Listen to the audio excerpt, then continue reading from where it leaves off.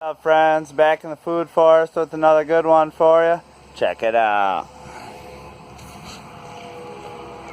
Got strawberries in the foreground. Been picking just a ton of these. Peach tree growing up nice and big. Got some tomatoes to harvest. Got a nice shot on our Instagram. Check us out on Instagram and on Facebook too.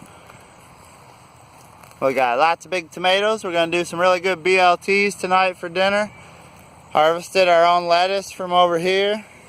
Take you in on a close-up. This was kind of a sputtering square foot garden for us. So that one didn't do too much, maybe a couple radish. But this has been a really good row for us. We've been harvesting some lettuce here and there for our BLTs. Tomatoes came up pretty big. Got the fruit trees in the background. This one didn't make it, but chives are coming up really good for us. This is maybe the most successful spot on tomatoes by the end of the year here. Got some good ones ready to harvest in there. Carrots down at the base, that interplanting theme. Bubbles trying to make it on the shot. Bubbles! Bubbles! He's a good cat, he's on patrol. Cucumbers going slow. I saved some of these chives, they almost didn't get planted out. But we got some chives in. Good shot of the carrots coming up between the tomatoes here. If I can, I'm going to cover these after the tomatoes are all finished up, but before the first freeze. And we're going to cover all these tomato beds. Carrot beds, I'm sorry. We're going to cover these, and hopefully it'll be like a nice refrigerator. We can just come out and lift our tarp up and eat some carrots throughout the early months of the winter before we get too super cold. And with the wood chips and with the tarp, it should be like a good outdoor refrigerator for us. And this is another spot where we got some chives in before they dried up on us. We grew them ones from seed this year. I'm leaving the onions in, hoping some of them come back for us next year because they didn't do a whole lot for us this year. Didn't take the transplant very well. Cucumbers under fruit trees, nectarine, plum tree. We were over underneath an apple tree. Got to do some pruning now that I know what's going to live on this peach tree, but it came back pretty good for us. Cucumbers at the base again. Got another little one, couple little ones I need to harvest. Did a little bit more wood chipping right over here. Got our August 7th planting on the cucumbers. So we will get some cucumbers off our August 7th plantings.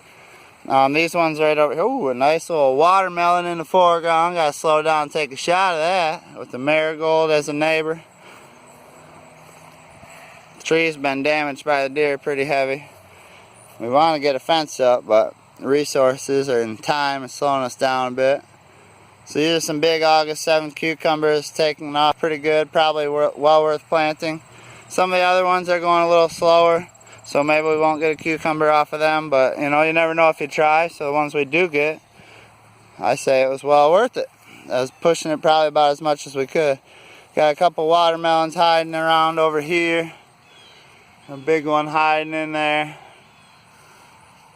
Some little ones. Big marigold. Got one over here. And we got a new plan because all this wood chipping is wearing my back out.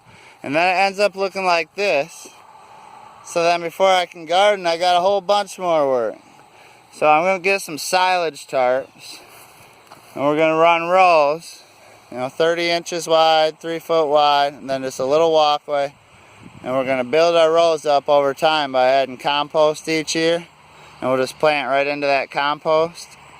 And then we'll cover it back up with a little bit of compost and the silage tarp for the winter. Let it kill off all the weeds, and we'll just kind of keep redoing that process. Maybe even mid-season on some crops. We'll just cover it, let all the weeds die off, add a little bit of compost, and come right back to it.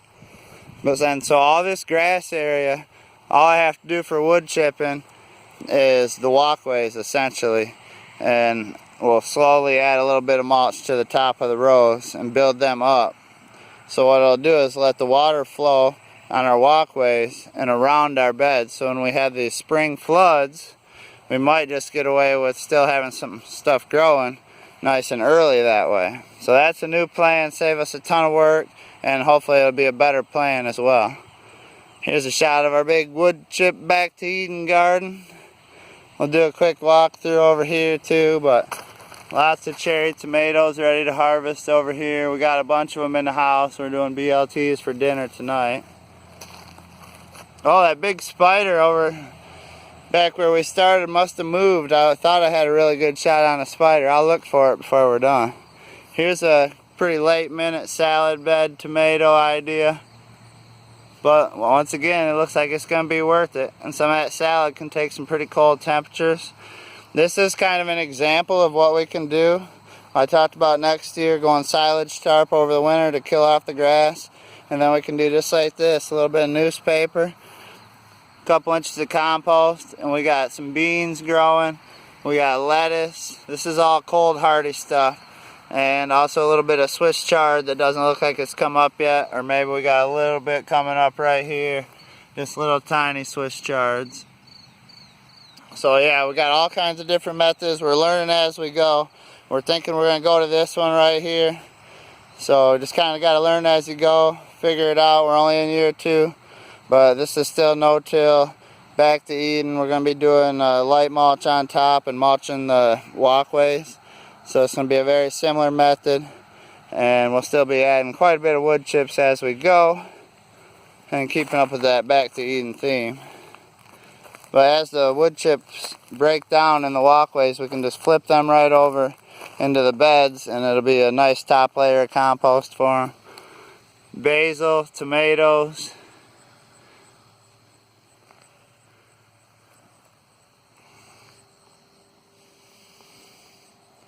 A little tomato hornworm damage, but it's recovering. Cilantro going to seed. Some kind of melon. Or pumpkin, something that's not putting off for us. Big old beefsteak tomato taking the plant right down to the ground. So I just need that to ripen up. I should probably stake up some of these. But we got quite a bit going on and quite a bit of work to do, so I just stay moving. They don't seem to rot out when they're sitting on these wood chips as compared to sitting on the soil. So I think if you're going to not stake them up, the back to Eden deep wood chip method is not a bad idea.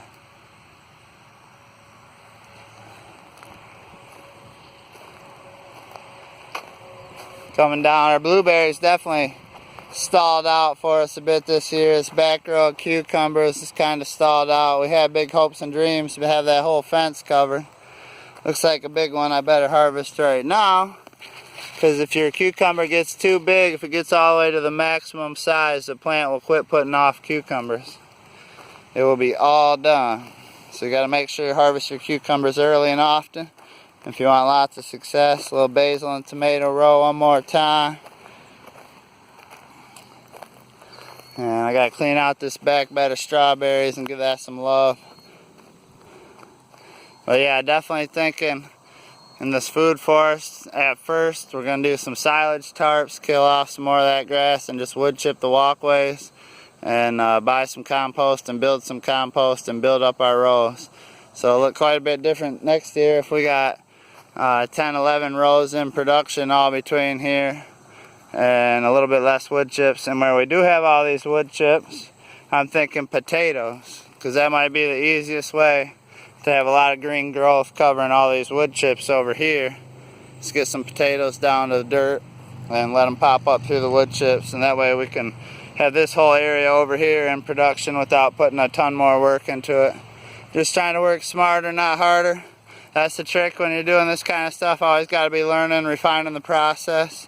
And we definitely got some success and some failures, but like I said, even the failures are just what we're looking for in a way, because we're trying to learn and refine this process and really get some nice maximum output out of our backyard here.